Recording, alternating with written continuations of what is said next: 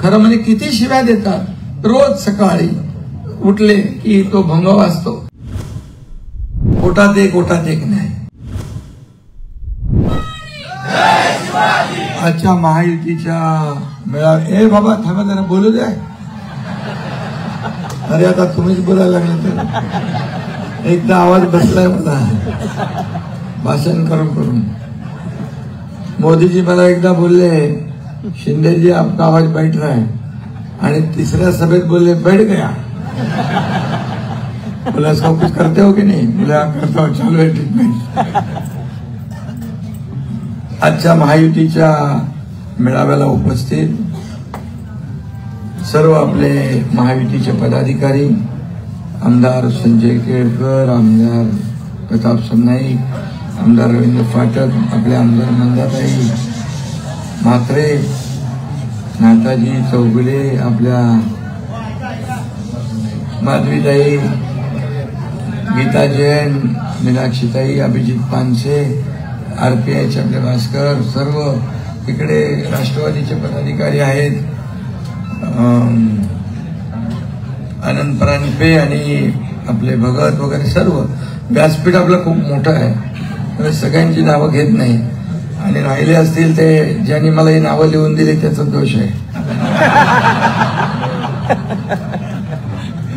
आणि बाहेर इथे सर्व समोर उभे आहेत, आणि येताना पाहिलं मी बाहेर पण उभे आहेत.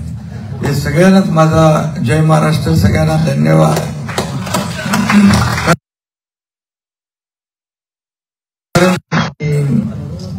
हे खरं म्हणजे महायुतीची ताकद आहे, आणि महायुती या राज्यामध्ये 48 जागा लढती आहे. मी अनेक ठिकाणी फिरतोय, अनेक मतदारसंघात गेलो, विदर्भ, मराठवाडा, उत्तर महाराष्ट्र, पश्चिम महाराष्ट्र, कोकणामध्ये सगळीकडेच मी फिरतोय. टप्प्याटप्प्याने आपलं मतदान होतंय. पहिला टप्पा झालाय, दुसरा टप्पा झालाय. खरं म्हणजे नरेश म्हस्के यांचा आता 5वा टप्पा आहे. 20 तारखेला आपलं मतदान आहे. तर मी तुम्हाला खात्रीने सांगतो, पहिला आणि टप्प्याचं मतदान जे झालेलं आहे यामध्ये महायुती प्रचंड मताधिक्याने, मतदानाची टक्केवारी थोडी कमी झालेली आहे. आणि म्हणून या तिसऱ्या टप्प्यात आपल्याला 7 तारखेला जे आहे, परवा, उद्याच यामध्ये जिकडे जिकडे आपले लोक आहेत त्यांना सांगणं की मतांचा टक्का वाढवणं.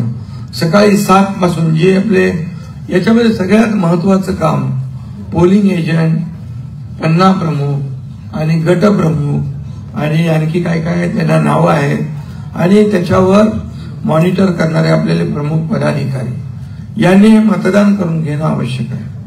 खरं म्हणजे आदल्या रात्रीच आता पन्ना, भारतीय जनता पक्षाचा तर पन्ना प्रमुख एका बूथवर 30 लोक असतात. त्यामुळे त्याला एक पान घेऊन गेला आणि त्याच्यामध्ये किती कुटुंब, एक 7-8 कुटुंब, 10 कुटुंब असतात. 30 मतं एका पानावरती. तर अगदी सोपं काम केलेलं आहे.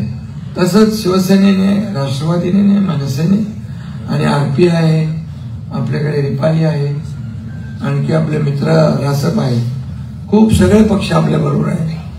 कवाडे गट, आठवले गट, सगळे लोक, आणि मनसेचे लोक पण सगळीकडे मी पाहतोय. की मी काल कोल्हापूरमध्ये होतो, हातकणंगलेत होतो. खूप मनसेची लोक एकदम दिल से कामाला लागलेले आहेत. आणि राज ठाकरेंचं कसं आहे, मोकळ्या मनाचा माणूस आहे. अगदी मोकळा ढाकळा त्याचा स्वभाव आहे. जे रोकटोक ते बोलायचं, पोटात एक नाही. कोत्या मनाचा माणूस नाही, मोठ्या मनाचा आहे. त्यामुळे एकदा त्यांनी सांगितलं आम्ही करतो म्हणजे करतो. तसेच आमची राष्ट्रवादी कामाला लागली आहे, आरपीआय लागलेली आहे, शिवसेना भाजप तर आहेच, आणि बाकी सगळे गट जे आहेत हे कामाला, विविध संघटना आपल्याला सपोर्ट करतायत. खूप मोठ्या प्रमाणावर महायुती सोबत येतात. कारण गेल्या महायुतीने 2 वर्षात केलेली कामं जी आहेत ही लोकांसमोर आहे. आपण छोटी छोटी मंडळ केले, महामंडळ, त्या महामंडळाच्या माध्यमातून त्या समाजाला आपण न्याय देण्याचं काम केलेलं आहे. शेवटी हे सरकार कुणाचं आहे? हे सरकार सर्वसामान्यांचं आहे आणि सरकार सर्वसामान्यांचं असल्यामुळे सर्वसामान्य जे घटक आहेत त्यांना न्याय देण्याचं आपण काम केलं. मगाशी केळकर साहेब म्हणाले की केंद्रामध्ये नरेंद्र मोदीजी गेले 10 वर्षामध्ये जे काम करत आहेत, जो विकास त्यांनी केलेला आहे, या देशाला प्रगतीकडे नेलेलं आहे, आपल्या देशाचं नाव जगामध्ये अभिमानाने घेतलं जातं, याचा साक्षीदार मी आहे. मी जेव्हा स्वित्झर्लंडला डावोसला वर्ल्ड इकॉनॉमिक फोरम होतं त्यावेळेस गेलो, तो मला खूप देशाचे मंत्री भेटले, प्रधानमंत्री भेटले, प्रमुख राष्ट्राध्यक्ष भेटले. पण त्यावेळेस एक जाणवलं, ते मला म्हणायचे केंद्र मोदी साहेबांनी तुमचं कसे संबंध आहेत? तर मी त्यांना सांगतो मोदी साहेबांनी आम्ही एकच आहोत, त्यांच्या मार्गदर्शनाखालीच आम्ही राज्याचं सरकार चालवतोय, डबल इंजिनचं सरकार चालवतोय. आणि तुम्हाला मी सांगतो की महाराष्ट्रामध्ये पहिल्या वेळेस मी गेलो त्यावेळेस नवीन सरकार आपलं स्थापन झालं होतं गेल्या वर्षी. त्यावेळेस देखील जगातल्या अनेक देशांनी महाराष्ट्राला पसंती दाखवली. 1,37,000 कोटीचे करारनामे सह्या झाल्या आणि मोठ्या आपुलकीने त्यांना विश्वास होता की हे सरकार नवीन आहे आणि नवीन सरकार आपल्याला मदत करेल.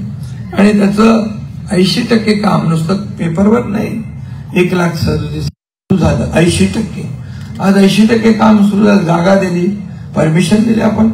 आणि यावेळेस मी गेलो त्यावेळेस 3,73,000 कोटीचे अमोल सांगितलं, 3,73,000 कोटी. त्यामुळे हे आपलं राज्य जे आहे हे राज्य आता उद्योग स्नेही झालेलं आहे. आणि तिकडे मला ज्यांनी कमिटमेंट केली त्यांनी इकडे देखील 1,00,000 कोटीचे करारनामे सह्या केले. कारण हे सरकार जे आहे काम करणार आहे.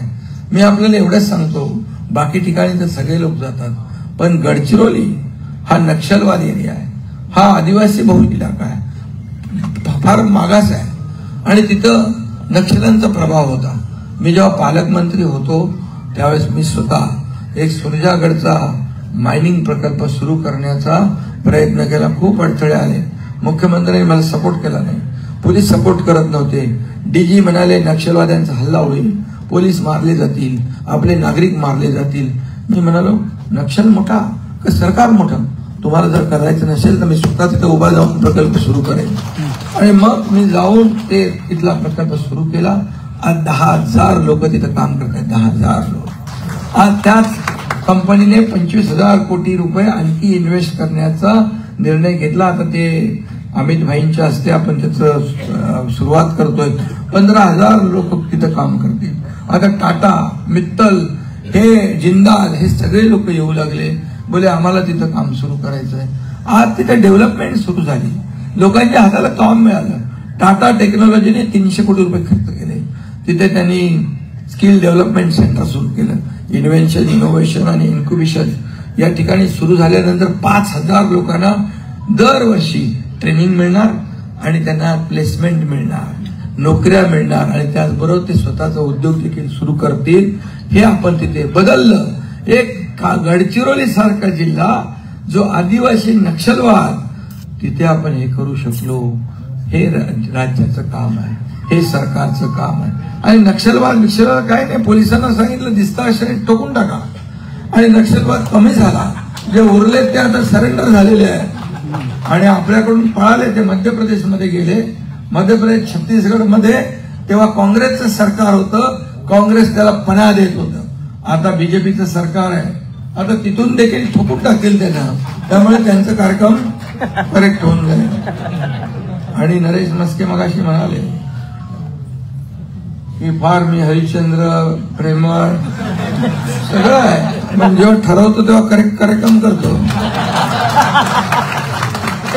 2 वर्षापूर्वी केला आपण, त्यामुळे त्याच्यात मी जात नाही. पण माहिती आहे आता फक्त विकास विकास विकास, डेव्हलपमेंट हाच अजेंडा आमचा. त्यांच्याकडे ना अजेंडा, ना झेंडा, ना नेता आहे का त्यांच्याकडे? अरे म्हणतात 1-1 वर्ष वाटून घेऊया प्रधानमंत्री. काय महापौर पद आहे काय? महापौर पण 2.5 वर्षाचा असतो. अरे आपल्याकडे नेता आहे, मजबूत नेता, त्यांचं नाव आहे नरेंद्र मोदी.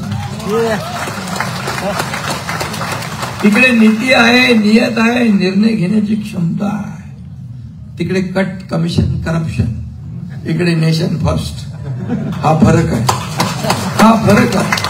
आणि म्हणून 24 तास काम करणारे मोदीजी थकत नाही, थांबत नाही. 10 वर्षात एक पण सुट्टी नाही घेतली. भेटेल असा प्रधानमंत्री बघितला, असा प्रधानमंत्री. सभा घेतात भिंगरी सारखे, पायाला भिंगरी लावून पोटात दुखतंय समोरच्या लोकांना. बोले इकडे येत आहेत सारखे, इकडे येत आहेत सारखे. काय बंदी आहे का? इकडे येतात मी तुमचा कार्यक्रम करायलाच येतात. तुमचा पुरा कार्यक्रम करूनच जाणार ते. तर कोल्हापूरमध्ये 2 दिवस थांबलो. सगळे पत्रकार मला विचारतात, विरोधक विचारतात, उबाटा विचारते, आणि ते राऊतचं नाव मी नाही घेत. बोलतात मुख्यमंत्री 2-2 दिवस थांबतात. अरे मी बोलू इथे का गुन्हा आहे का थांबणं? माझ्या कार्यकर्त्यांचा प्रचार करायला येतोय. मी कार्यकर्ता बनवूनच इथे आलोय, मुख्यमंत्री म्हणून नाही. आणि बोललो विरोधकांना माहित आहे मी जिथं बसतो तिथं त्यांचा बाजार उठवून टाकतो. त्यामुळे शेवटी आपण कार्यकर्ते आहोत. आज मी मुख्यमंत्री जरी असलो तरी सुद्धा माझ्यातला कार्यकर्ता आजही जिवंत आहे. आजही तो कार्यकर्ता काम करतोय. कालही करत होता, उद्याही तसाच कार्यकर्ता म्हणून काम करा. शेवटी मुख्यमंत्री पदाची हवा ज्यांच्या डोक्यात गेली त्यांचं काय झालं माहित आहे? एका सहीला म्हणाले एवढा पॉवर आहे, एवढी ताकद आहे मला सांगायची. अरे पण ती सही तुम्ही मुख्यमंत्री सहायता निधीवर करा, त्याची पॉवर वापरा, कोणाचा जीव वाचवा. 2.5 वर्षात फक्त 3 कोटी रुपये वाटले. या एकनाथ शिंदेने 1.5 वर्षात 222 कोटी वाटले. आता पण इथे जाताना मला येताना एक माणूस भेटला, मुख्यमंत्री सहायता निधी. माझा पहिला पेन निघतो आणि ते सही होऊन जाते, त्याचा जीव वाचतो. आणि पूर्वी काय ते पेन होता का प्रतापजी? पेनच नव्हता. सध्या माझ्याकडे 2 पेन ठेवले. मला वाटतं मी एवढ्या सह्या केल्या माझ्या 1.5-2 वर्षाच्या काळात, आतापर्यंतचे सगळे रेकॉर्ड तुटले असतील. आणि मी मुख्यमंत्री झाल्यानंतर एवढा प्रवास केला, याचा मोजमाप केलं तर मला वाटतं सगळे रेकॉर्ड तुटतील. मी राज्यभर फिरत असतो. मी परवा राज्याच्या बाहेर पण गेलो. प्रल्हाद जोशींनी मला बोलवलं, बोले आपको आना है. मला पत्र आले, अरे इकडे येऊ नका, इकडे येऊ नका, इकडे असं आहे तिकडे तसं आहे. मी गेलो, 3 सभा घेतल्या प्रल्हाद जोशींकडे. काय क्राऊड आहे तिकडे. चालते माझी सगळी थोडी. अरे काय म्हणजे मला पण समाधान वाटलं. अरे तिकडे आपले एवढे चाहते आहेत. प्रल्हाद जोशींनी मला 4-5 वेळा सांगितलं या गेलो. मी जिथे जेव्हा मला तिकडे बोलवतात मी तिकडे पोहोचतो. कारण शेवटी बघा, एक सर्वसामान्य लोकांना काय वाटतं, हा साधा माणूस आहे, आपल्यातला माणूस आहे, हा आपला मुख्यमंत्री आहे. एक सिम्प्लिसिटी आणि ऍक्सेसिबिलिटी दोनच पाहिजे आपल्याला. हीच माझी ओळख आहे. कारण जिकडे जातो तिकडे लोकांचे चेहरे मी वाचतो, चेहऱ्यावर आनंद मला दिसतो. मग मला सांगा, आता कोणी गेला इकडे आला आपल्याकडे, रात्री 3 वाजता विजय करंजकर म्हणून नाशिकचे जिल्हा प्रमुख उभाटाचे त्यांनी प्रवेश केला आपल्याकडे 3 वाजता. आता त्याला सांगणार चांगला होता तोपर्यंत चांगला आहे, गेला की कचरा, गेला की गद्दार. एवढे हजारो लाखो लोक सगळा कचरा. हे सगळे गेल्यावर तुमच्याकडे राहणार काय? हा पण एवढा छोटा कचऱ्याचा डब्बा काय होणार? म्हणून डस्टबिन पण मोठी असते बाबा. आणि म्हणून मी एकच सांगतो, सर्व कार्यकर्ते तोलामोलाचे असतात. पण का निर्णय घेतात? हा आम्ही एवढा मोठा निर्णय टोकाचा का घेतला? का निर्णय घेतला? कारण तेवढं मोठं कारण, तेवढी टोकाची भूमिका तुम्ही घेतली आम्हाला संपवण्यासाठी. मी चॅनलला पण म्हटलेलं आहे, मी आपल्याला वस्तुस्थिती सांगतो, सत्य परिस्थिती सांगतो.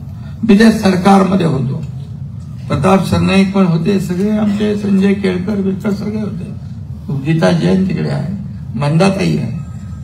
काय परिस्थिती होती? 2.5 वर्ष कुणाला कोण भेटत होत? काही नाही. न भेटणं तर दूर, बोलणं तर दूर, कधी कुणाचा पेपर हातात घेणं तर दूर. असं पेपर यायचा आणि ते आशिष सिंगकडे याला द्या. असं कधी सरकार चालतं का? घरात बसून सरकार चालतं? फेसबुक लाईव्ह करून सरकार चालतं का? मुख्यमंत्री पद हे किती मोठं आहे. 24 तास माणूस जागा पाहिजे, जागृत पाहिजे. असं चालत नाही सरकार. आम्ही त्यांना सांगितलं हे सरकार आपलं चुकीच्या पद्धतीने चाललंय. आपण शिवसेना भाजपचं गठबंधन सरकार जे होतं, आपण निवडून शिवसेना भाजप आलो त्याच्याबरोबर सरकार करूया. पण त्यांना 5 वर्ष तिकडे बसायचं होतं खुर्चीवर. 5 वर्ष. मला आता 2.5 वर्ष होतील, आपण सोडून दिलं. मोदीजींना पण सांगून कबूल करून आले आणि इकडे 12 बीजेपीच्या लोकांना सस्पेंड केलं. का? तर संख्या कमी व्हावी म्हणून. तुम्हाला मी सांगतो, तुम्ही वाचलं असेल, ऐकलं असेल मीडियामध्ये, 4-5 लोकांना जेलमध्ये डांबण्याचा त्यांचा प्लॅन झाला. त्याच्यामध्ये देवेंद्र फडणवीस पण होते. मला स्वतः त्यांनी सांगितलं देवेंद्रचं सगळं माझ्याकडे आलेलं आहे, त्याच्या भावाचं आलेलं आहे, त्याच्या मिसेसचं आलेलं आहे. आता मी काय देवेंद्रला सोडत नाही, मी घालतो जेलमध्ये. त्याच्या आधी केळकरांना माहिती ना, आपला तो गिरीश महाजनचा तर मोका फिट झाला होता. त्याला असं काही करणं योग्य नाही. नाही, मला आता करायचंय. काय करायचंय म्हणजे बीजेपीला घाबरवायचं, त्यांचे लोक आतमध्ये घालायचे आणि 20, 25, 30 लोक बीजेपीचे आमदार फोडायचे प्लॅन पूर्णपणे तयार होता. आता मी म्हणालो हा प्लॅन तयार सक्सेस झाला तर माझा प्लॅन फेल व्हायचा.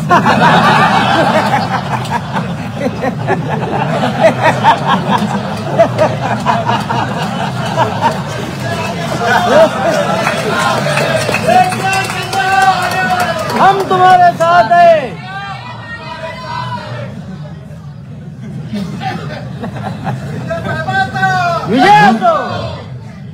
मग मी सांगितलं आपने को, आणि त्यांनी त्याला मला बघा, देव आपल्या परमेश्वर आपल्या पाठीशी असतो आणि त्यांना ते काय अवदस आठवली आणि वर्धापन दिनामध्ये त्यांनी नको नको ती भाषा वापरली.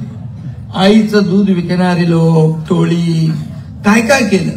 आणि मला लोकसभा, आपल्या राज्यसभा, विधान परिषदेच्या प्रक्रियेतून अगदी बाहेर असं फेकून दिलं.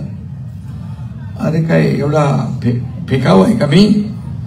एवढं हलक्याने तुम्ही मला घेता? तुम्ही मला ओळखलं नाही. श्रीकांतच्या आईला मी जेव्हा सांगितलं हे सगळं, तेव्हा ती मला बोलली, बाळासाहेबांचा मुलगा असून त्याला तुम्हाला ओळखता आलं नाही, त्याला तुम्हाला ओळखता आलं नाही. मी बोललो बघ, हे सगळं अशा गोष्टी आहेत. या लोकांना आत घालून पार्टी फोडायची आणि मलाही संपवायचं. माझी सुरक्षेचा विषय असेल, माझ्या एका केसमध्ये नाव घालण्याचा विषय असेल, मी त्यांच्या मंत्रिमंडळात आणि माझं एका केसमध्ये खोटं नाव गोवण्याचा प्रयत्न, ते कारस्थान त्यांनी केलं. कसं राहणार एकनाथ शिंदे? राजकीय अस्तित्व संपवणं हे काही सोपं नसतं. मी कोणाच्या आडवा पण नव्हतो. मी कधी कोणाकडे कधी पद मागितले नाही. आनंद दिघे साहेबांनी मला हे उभं केलं. जेव्हा मी कोल्हापूर झालो होतो, जेव्हा माझ्या आयुष्यात जेव्हा एका दुःखद प्रसंग आला, तेव्हा माझ्या पाठी दिघे साहेब उभे राहिले. पहिले उभा राहतो आता एकनाथ, तू पुढे ये, बाहेर ये. आता तू लोकांसाठी काम करायचं, समाजासाठी काम करायचं. ते शब्द आजही माझ्या कानात आहे. कधी मी मागितले नाही. मी सभागृह नेता पण मागितलं नाही. जेव्हा तो प्रसंग झाला तेव्हा मला त्यांनी बोलवून घेतलं टेंबी नाक्यावर, खांद्यावर माझा हात टाकला, ते झाड आहे विहीर तिकडे घेऊन गेले. मला म्हणाले एकनाथ तुला मी जबाबदारी देणार आहे. मी बोला साहेब नाही मी पार पाडू शकत. मी आता माझी मानसिकता नाही आहे तेवढी. मला बोले तू नाही म्हणू नकोस. मला फार त्यांनी आग्रह केला. ते माझ्यासाठी दैवत होतं. मी त्याचा शब्द मोडू शकत नव्हतो. मला थोडा अवधी द्या. आणि मग मला त्यांनी थोडं आणखी मला तेवढी ताकद माझ्यात नाही आहे. मग त्यांनी मला सांगितलं नाही तू सांभाळशील, मला विश्वास आहे. मग मी वैष्णोदेवीला जाऊन दर्शन घेऊन आलो. मला सभागृह नेतेपद त्यांनी देऊ केलं, पत्र तयार केलं. आता ते सिनेमात जे मगाशी तुम्ही सांगितलं की राजन विचारे यांनी स्वतःहून आले आणि हे दिलं, सगळं खोटं आम्ही दाखवलं त्याच्यामध्ये. आता दुसऱ्या सिनेमात ते खरं दाखवणार आहे आम्ही. कारण त्याला राजीनामा द्यायला सांगितलं दिघे साहेबांनी, त्यांनी राजीनामा दिला नाही. ते बोले राजीनामा दे आणि टेबलवर ठेव. त्यांनी दिला नाही. तो रघुनाथ मोरेंच्याकडे गेला. त्यांना सांगितलं हे काय चालू आहे, माझं पद काढून घेत आहे. मोरे साहेब खूप समजदार होते. त्यांनी निर्णय घेतलाय तो काही जाणीवपूर्वक घेतलेला आहे विशिष्ट परिस्थितीत घेतलेला आहे. तू बिलकुल काय इकडे तिकडे काय बोलू नको. दिघे साहेबांना देखील नको नको ते बोलला, तो सगळं बोलला, दिघे साहेबांनाही बोलला. हे आम्हाला सगळं माहित आहे. मला पद नकोच होतं. मी शेवटी साहेबांना सांगितलं, साहेब असं करू नका.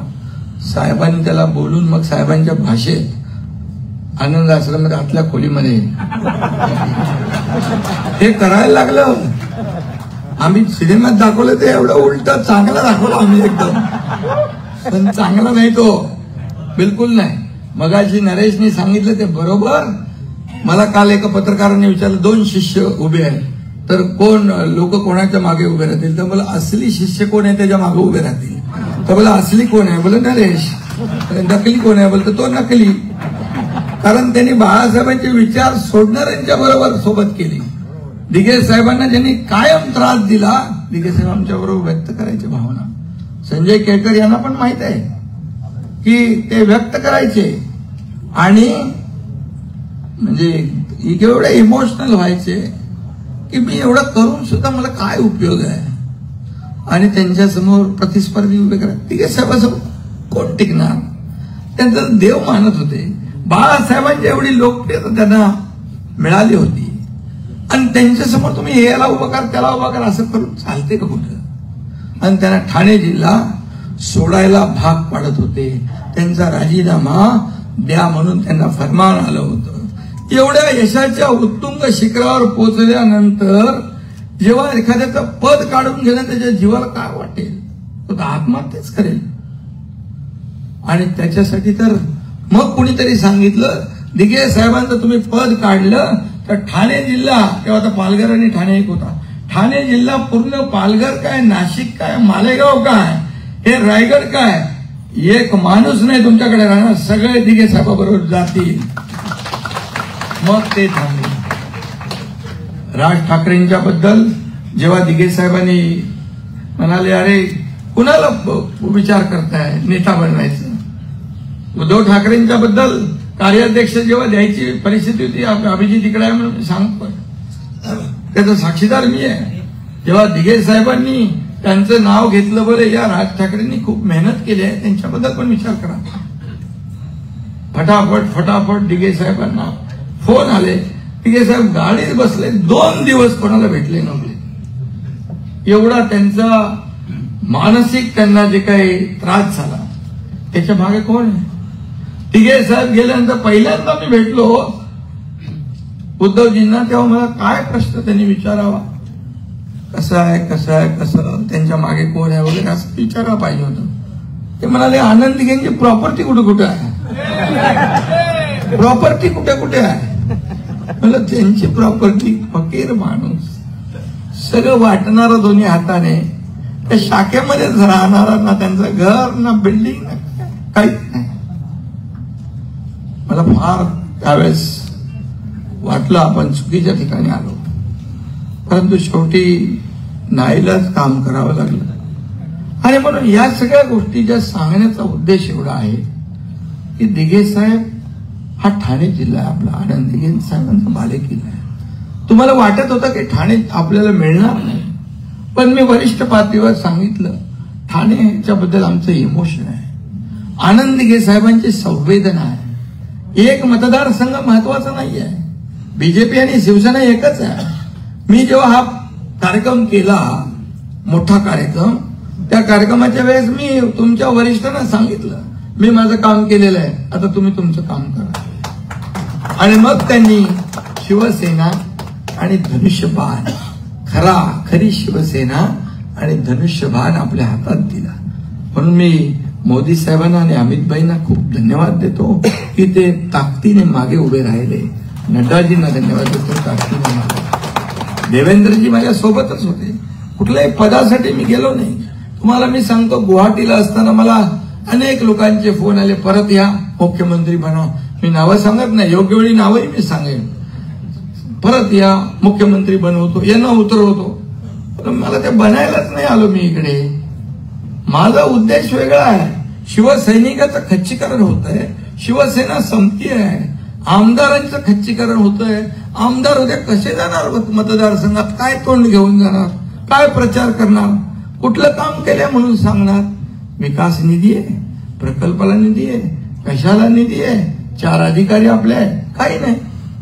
मग कसं करणार आपण? आणि मग मी तो निर्णय घेतला, आणि मग तो निर्णय घेतला तो लोकांना पटला पण.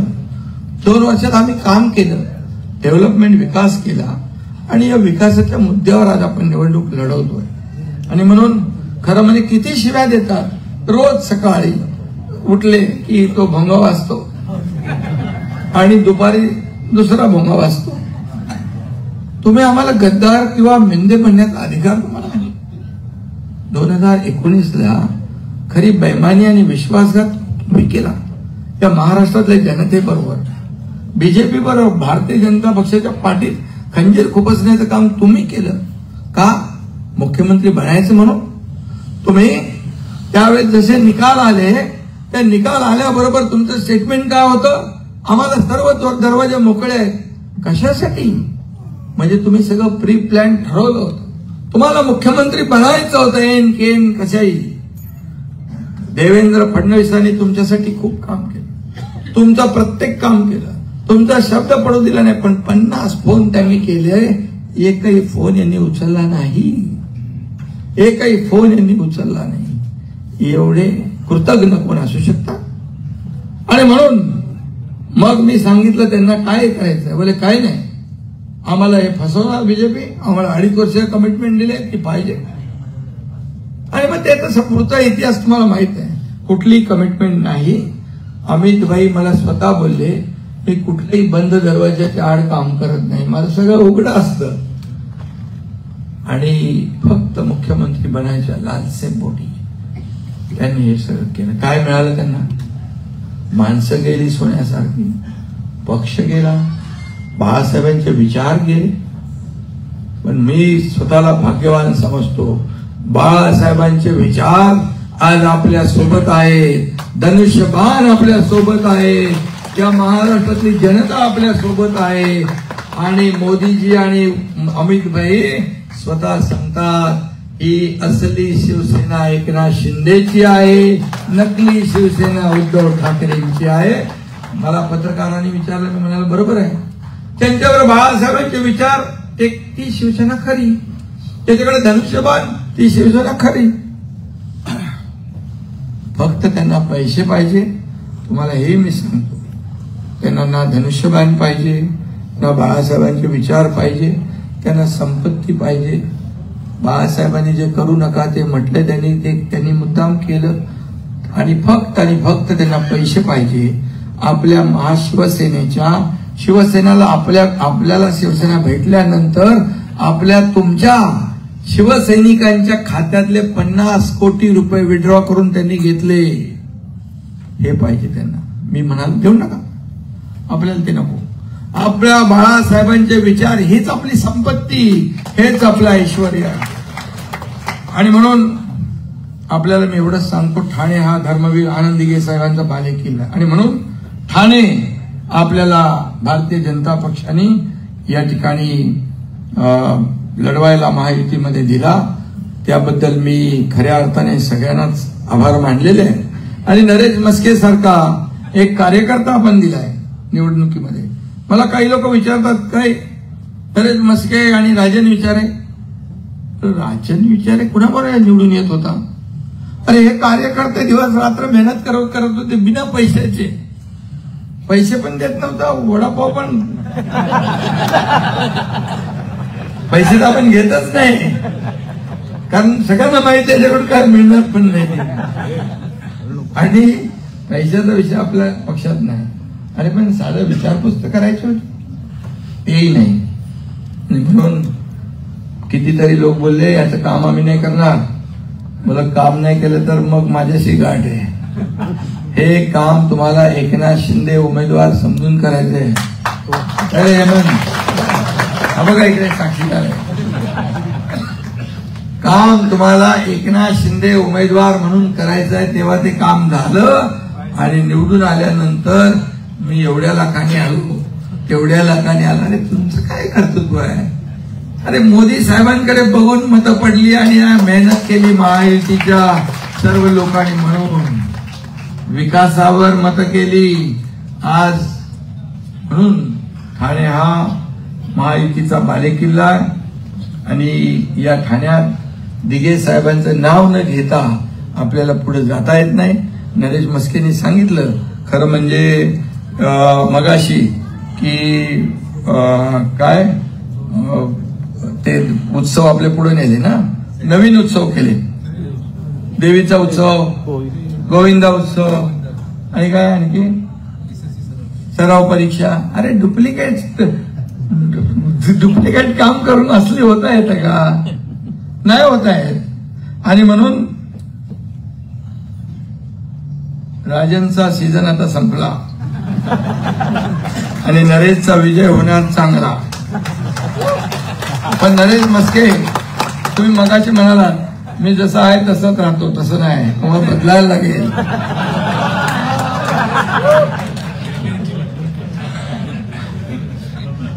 केळकर साहेबांची मागणी ठीक आहे. कधी कधी काही गोष्टी होऊन जातात, पक्षासाठी बोलतात ते, कधी कधी काही झालेले असतील. माणूस आहे शेवटी. पण आता खासदार झाल्यानंतर हे सगळं आपल्याला बदलायचं. नगरसेवक, महापालिका आमदार यांच्या कुठल्याही कामामध्ये आडकाठी आणायची नाही.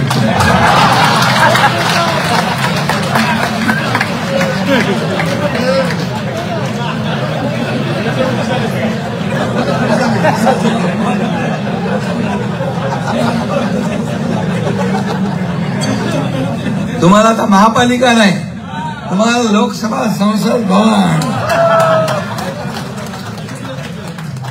काळजी करू नका, मी तर इथंच आहे.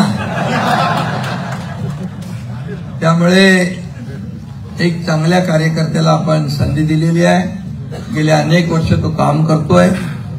आणि तुम्हाला मी सांगतो बघा, ज्यांना तिकीट मिळाली नाही ते काय त्या पदाला लायक नव्हते असं नाही आहे. आपल्याकडे एक से बढ़कर एक पदाधिकारी आहेत, एकाहून एक पदाधिकारी चांगलं काम करणारे आहेत. पण मला काही लोकांना इथे ठेवायचं आहे, काही लोकांना तिकडे पाठवायचं आहे, काही लोकांना कुठे ऍडजस्ट करायचं, असं सगळं करायला लागतं. एका ठिकाणी सगळे जाऊन चालणार कसे? तिकीट एकच आहे. त्यामुळे तुम्ही चिंता करू नका.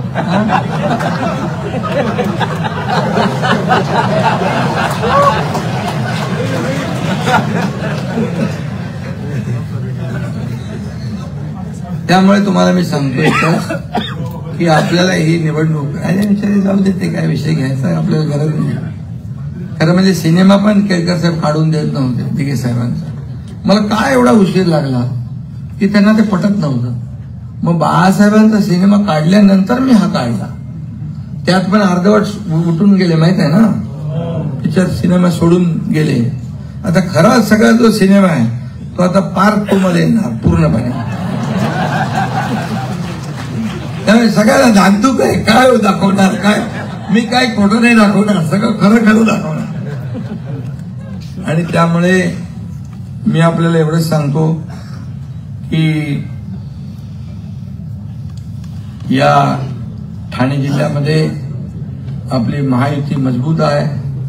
एका ताकदीने आपण ही महायुती मध्ये काम करतोय. ठीक आहे, छोट्या मोठ्या गोष्टी होतात, त्याला काय आपण लगेच बघा किती ठिकाणी काय म्हणाले, मी काम करणार नाही, मी काम करणार नाही, हे नाही. आले सगळे लोक, सर्व लोक येतात. थोडं तिकीट मिळेपर्यंत सगळं, एकदा तिकीट मिळालं की सर्व लोक काम करतात.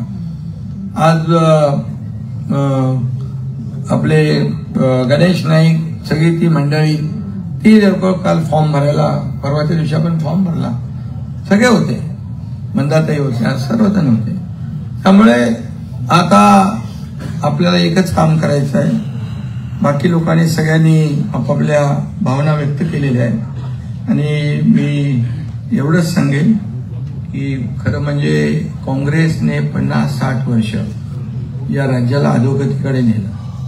मला सांगा, 2014 पूर्वी या देशामध्ये बॉम्बस्फोट झाले, दंगली झाल्या, घोटाळे, रोज कुठले कुठले स्कॅम यायचे, कोळसा, चारा स्कॅम, काय काय नावं होती.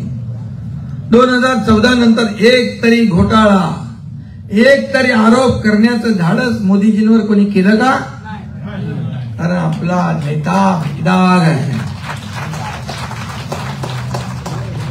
आणि जीवन सगळं जे देशासाठी अर्पण केलेलं आहे त्यांनी. त्यामुळे त्यांना हिनवायचं, परिवाराच्या बद्दल बोलायचं, त्यांना काही शिव्या घालायच्या जातीवरून. 2014ला केलं तुम्ही, जनता त्यांनी त्यांच्या बरोबर केली. 2019ला गेले. अरे विरोधी पक्ष नेत्या एवढे आकडे पण नाही आले काँग्रेसचे. विरोधी पक्ष बनायला 10% लागतात, ते पण नाही आले, 40 आले फक्त. आणि आता 2024ला काय होणार सांगा? सुपडा साफ होईल ना. त्यामुळे जेवढं तुम्ही मोदीजींच्या विरोधात बोलाल तेवढी जनता द्वेषाने मोदीजींच्या बरोबर जाऊन त्यांना साथ देते. कारण शेवटी मोदी द्वेषाने तुम्ही पछाडलेला तुम्ही. आणि एकीकडे देश सेवा आहे आणि एकीकडे देशाला कसं बदनाम करायचं, देशाला बुडवणारे एकीकडे आणि देशाला पुढे नेणारे एकीकडे. त्यामुळे ही निवडणूक फक्त नरेश मस्के किंवा ठाणे लोकसभा मतदारसंघापुरती मर्यादित नाही. ही निवडणूक देशाचा नेता निवडणारी आहे. ही निवडणूक देशाचा विकास करणारी आहे. ही निवडणूक देशाची प्रगती करणारी आहे.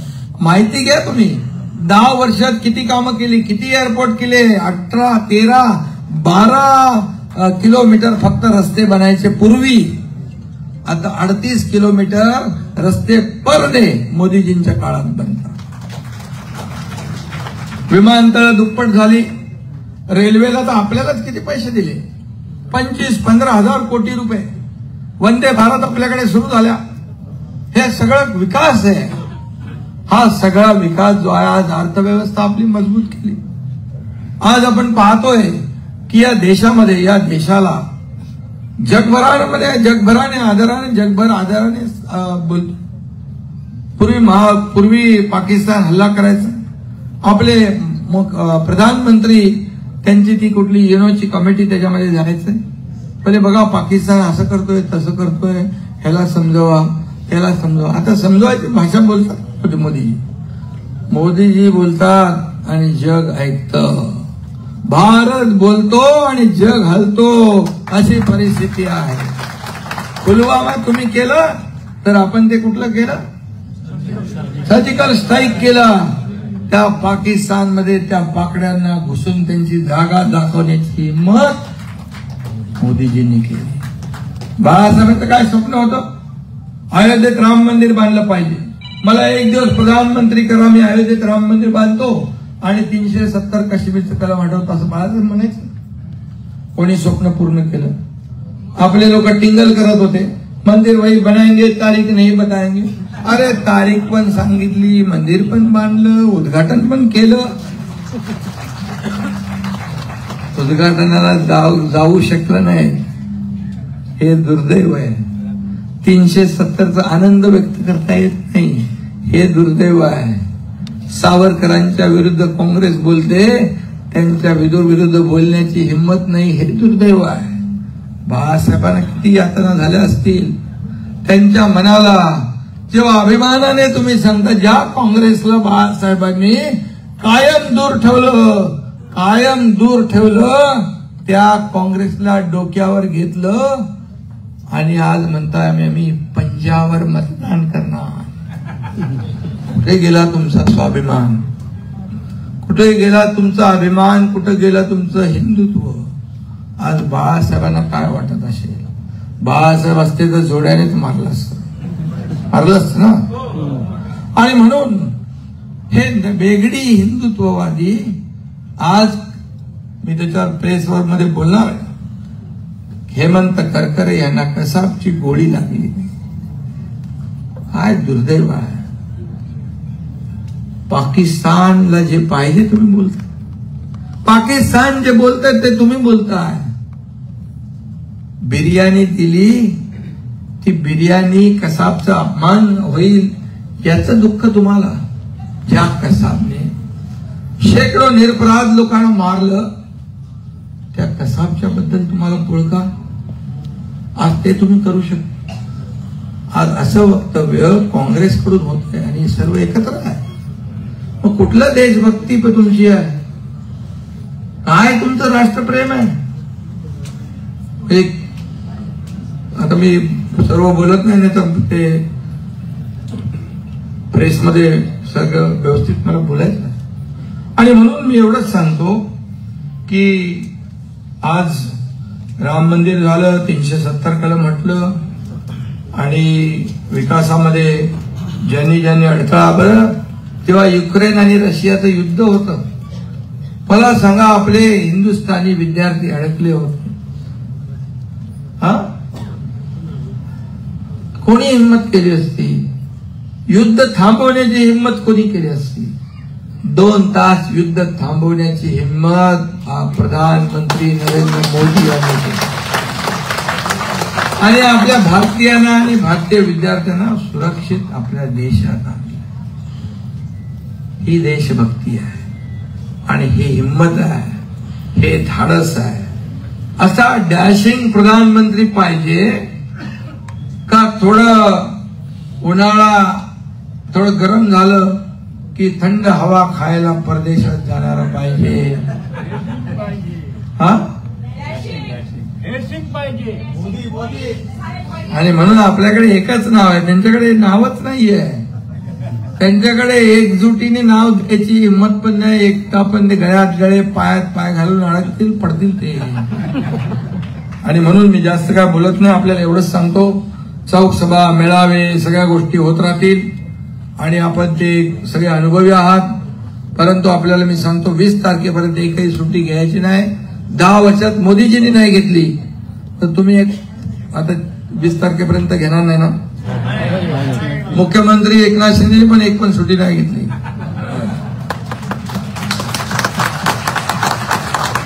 त्यामुळे आता 20 उमेदवार समजून आपण काम करा. आपल्याला भरपूर मागता लीड तोडायचा आहे. आणि सगळ्यात महत्वाचं म्हणजे उन्हाळा आहे, म्हणून लोकांना सकाळी 7 पासून मतदान केंद्रावर येण्याची विनंती आपल्याला करायची आहे. काही लोक गावी गेलेले आहेत, काही सुट्टीमध्ये, काही लोक जातील फिरायला. 2-3 दिवस लगातार सुट्टी लागल्यामुळे त्याच्यावर आपल्याला लक्ष ठेवायचं आहे की बाबा कोण आपला शेजारचा गेलाय, गावी गेलाय का, फिरायला गेलाय का, त्याला संपर्क साधा प्रेमाने. असं बोललो का आला नाही तर बघतो, प्रेमाने त्याला बोलवा. गावाला असेल, लांब असेल, त्याची आणण्याची व्यवस्था आपण करू, हे पण आपण करू. शेवटी मतदान हे प्रत्येकाचं झालं पाहिजे. लोकशाहीमध्ये मतदानाला, पवित्र मतदानाला खूप महत्व आहे. तुमचं एक मत पूर्ण इतिहास घडवू शकते आणि म्हणून ते तुमचं एकमत आहेच, आपल्याला मिळेल. परंतु आजूबाजूचे जेवढे लोक आहेत त्या सगळ्यांचं मतदान झालं पाहिजे. मेजॉरिटी मतदान या ठिकाणी आपल्याला मिळालं पाहिजे. यासाठी आपण सगळेजण प्रयत्न कराल आपण प्रयत्न. अशा प्रकारचा विश्वास मी व्यक्त करतो. कारण आज एवढा आपण कालची रॅली पण पाहिली, अद्भुत रॅली झाली. सगळीकडे थवेच्या थवे लोकांचे होते. अगदी उशीर झाला तरी लोक थांबलेले आहेत. मग आम्ही ते रथातून उतरलो आणि गाडीत बसलो आणि गाडीने पण लोकांना भेटलो. आता दुसरा प्लॅनिंग चांगला करा, व्यवस्थित. अगदी 5 वाजता सुरू करा, 10 वाजतापर्यंत ठरलेला रूट कंप्लीट झाला पाहिजे. आणि त्यामुळे एक वातावरण निर्मिती होते आहे. फक्त माझं तुम्हाला परत एकदा सूचना आहे, बूथ प्रमुख, पन्ना प्रमुख, गट प्रमुख जे कोणी असतील यांनी फक्त आदल्या दिवस, आता शेवटला जाण्यापेक्षा त्यांच्याकडे जेवढी जिम्मेदारी आहे ती आतापासूनच त्यांनी काम करायचं. कोण मतदार कुठं आहे, काय आहे, ते आतापासून त्याला आपण कॉन्टॅक्टमध्ये राहिलं तर तो जाणार नाही. मतदान करून जाईल, त्याला म्हणा बाबा मतदान करून जा. मतदान केलं तर तो हक्काने विचारू शकतो, इथं हे नाही झालं, तिथं ते नाही झालं. मतदान नाही केलं तर म्हणायचं तुम्हाला कसं काय विचारता येईल. आणि म्हणून मतदान करून जा एवढी विनंती आपण त्यांना करा. बाहेर ऑलरेडी गेले असतील त्यांना पुन्हा आणण्याची प्रक्रिया आपण करू आणि कुठं काही आपल्याला तक्रार करायला वाव मिळणार नाही. आपल्या निवडणूक प्रचार कार्यालयामध्ये सगळं त्या ठिकाणी व्यवस्थित माहिती मिळेल. आज कुठं दौरा आहे, आज उमेदवार एकीकडे जातील, उमेदवारांनी 6च्या 6 विधानसभा फिरणं गरजेचं आहे. कार्यकर्त्यांनी सगळ्या घराघरात जायचं आहे. नगरसेवकांनी नगरसेवक आता ही निवडणूक झाली की महापालिकेची निवडणूक आहे, म्हणजे तुमची ट्रायल आहे. तुम्ही जास्ती लीड दिला की तुम्हाला तिकीट सगळं मिळेल, आणि नाही दिला की त्यामुळे सगळ्यांनी मनापासून काम करणं गरजेचं आहे. असे नगरसेवक नाही, पदाधिकारी पण काम नाही करतील तर ते पक्ष त्यांच्यावर कारवाई करतील ना. त्यामुळे आपण कारवाईची वेळ येऊन द्यायची गरजच नाही आपल्याला. आपण सगळ्यांनी मिळून ठरवलेलं आहे, आपलं ठरलंय ना सगळ्यांचं. नरेश मस्के काल कोणीतरी एक घोषणा दिली, बटन दबाव कसके विजय बनाओ मस्के. मी बोललो एक आणखी एक करा, बोले आपकी बार फिर एक बार और पहली बार नरेश मस्के का बेड़ा कर दो पार.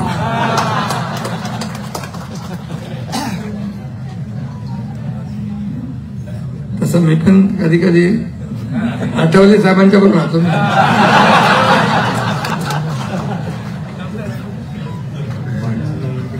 हा देशासाठी आपला प्राण, मोदींसाठी धनुष्य. हा, अभिजितने म्हटलंय की देशासाठी आपला प्राण आणि मोदींसाठी धनुष्यबाण. एकदम भारी आहे. आणि म्हणून मी आपल्या सगळ्यांना, आणि संविधान बदलणार म्हणून सगळे बोंबाबोंब करतात, ते त्यांच्या पायाखालची वाळू सरकली म्हणून, त्यांना पराभव दिसू लागलाय म्हणून संविधान बदलणार. आनंद परांजपेने अतिशय चांगलं विश्लेषण केलं. त्याच्यामध्ये अमेंडमेंट झाल्या, पण आपण अमेंडमेंट केल्या त्या बघा, आणि काँग्रेसने कशासाठी अमेंडमेंट केल्या त्या बघा. आणि त्या चौक सभेमध्ये हे सांगायचं, याला जिम्मेदार कोण? काँग्रेस. बाबासाहेबांना हरवलं कोणी? बाबासाहेब म्हणायचे काँग्रेस जळकं घर आहे, लांब राहायच्यापासून. बाबासाहेबांचा जेवढा अपमान करायचा तो करता येईल तो कोणी केला? लंडन मधलं घर बाबासाहेबांचं स्मारक कोणी केलं? मोदीजींनी केलं. दिल्लीतलं त्यांचं वास्तव्य स्मारकात रूपांतर कोणी केलं? मोदीजींनी केलं. महाराष्ट्रातलं त्यांचे जे वास्तव्य आहे ते स्मारक कोणी केलं? आपल्या सरकारने केलं. हिंदू मिलमध्ये भव्य दिव्य असं मोठं जाग, मी तर सांगितलं, मी आणि देवेंद्रजी त्याशी गेलो होतो, जगाला हेवा वाटावं असं बाबासाहेबांचं स्मारक हिंदू मिलमध्ये होणार. त्यामुळे संविधान बदलणार ते तुम्हाला तिथं बोलायला लागेल. हे खोटं बोलताय, खोटं बोल पण रेटून बोल, असा प्रकारचं त्यांचं सवय आहे. आणि म्हणून तुम्ही खुला आम सका, जब तक सूरज चांद रहेगा बाबा साहेब का संविधान कायम रहेगा. देश विदेशातील प्रत्येक घडामोडींचे लाईव्ह अपडेट मिळवण्यासाठी आता साम टीव्हीच्या सर्व सोशल मीडिया प्लॅटफॉर्मला लाईक, फॉलो आणि सबस्क्राईब करा. तसंच सर्व नोटिफिकेशनसाठी बेल आयकॉन प्रेस करायला विसरू नका.